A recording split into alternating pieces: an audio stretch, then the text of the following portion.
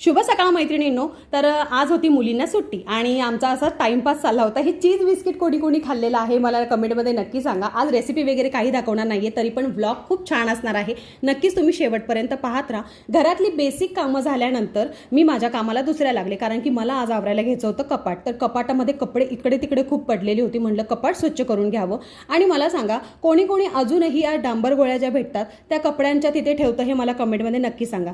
साड्यांच्या घड्या घालत असताना मला भेटली माझी लग्नातली ही साडी. आता ही आहे नऊवारी साडी. ज्यावेळेस आपण सप्तपदी घेतो त्यावेळेस ही मी नेसलेली होती. अजूनही जशीच्या तशी आहे. साधी सिंपल होती, पण नेसल्यानंतर खूप सुंदर दिसते. तर कोणाकोणाकडे अजूनही लग्नातल्या साड्या आहेत ते मला कमेंटमध्ये सांगा. श्रीषाची लुडबुड चालली होती. आणि ही आहे माझ्या आईची साडी, जी आईची आठवण म्हणून मी ठेवलेली आहे. आणि ती कधीही कितीही जुनी झाली तरी मी ती साडी फेकून देणार नाही.